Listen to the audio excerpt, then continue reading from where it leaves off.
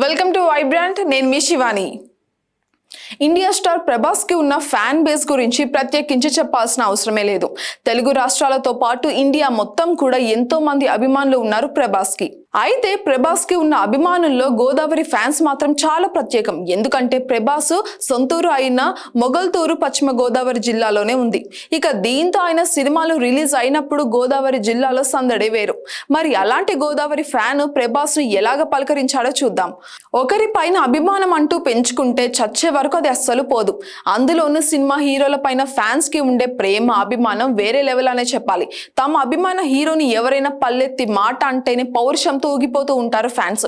ఇక వారి పుట్టిన రోజులకి అయితే అన్నదానాలు, అదే విధంగా రక్తదానాలు అంటూ చేసే సేవ గురించి ప్రత్యేకించి చెప్పక్కర్లేదు మనము. ఇక ఈ అభిమానం టాలీవుడ్ లో ఇంకాస్త ఎక్కువగానే ఉంటుంది. ఇక అలాంటి అభిమానులను కోట్లలో సంపాదించుకున్నారు మన హీరో ప్రభాస్. ఇక టాలీవుడ్ నుంచి బాలీవుడ్ వరకు ప్రస్తుతం ప్రభాస్ హవా వేరే రేంజ్ లో ఉంది. కల్కి 2898 ఏడి సినిమాతో మరోసారి బాక్స్ ఆఫీస్ తో తన సత్తా అయితే చూపించారు ప్రభాస్. అయితే తాజాగా ప్రభాస్ కి సంబంధించిన ఒక పాత వీడియో ఇప్పుడు బాగా వైరల్ అవుతుంది. ఇక ఈ వీడియోలో ప్రభాస్ తన ఫ్యాన్ ను కలిసేందుకు రాగా ఇంతలో ఒక అభిమాని ఆప్యాయంగా పలకరించారు. అయితే అతను పిలిచిన విధానం చాలా బాగుంది. అన్న భీమవరం వస్తావా అంటూ పక్కా గోదావరి యాసలో ఆ మాట వినేసరికి ప్రభాస్ వెనక్కి తిరిగి భలే లుక్ ఇచ్చారు. వీడెవడో మన గోదావరి ఫ్యాన్ లా ఉన్నాడే అన్నట్టుగా ప్రభాస్ చూస్తున్న ఈ వీడియో ప్రస్తుతం సోషల్ మీడియాలో బాగా వైరల్ అవుతుంది. అయితే ఇది కొత్త వీడియో మాత్రం కాదు. ప్రభాస్ సాహో సినిమా రిలీజ్ సమయంలో ఇది జరిగినట్టుగా తెలుస్తోంది. ఎందుకంటే ప్రభాస్ వెనకాల బాలీవుడ్ బ్యూటీ శ్రద్ధా కపూర్ కనిపిస్తోంది. ఇక ఈ వీడియో చూసిన నెటిజన్లు ఏందిరా ఏదో ఆటోవాని వస్తావా అన్నట్టుగా పిలుస్తున్నాడు అంటూ కామెంట్లు కూడా పెడుతున్నారు.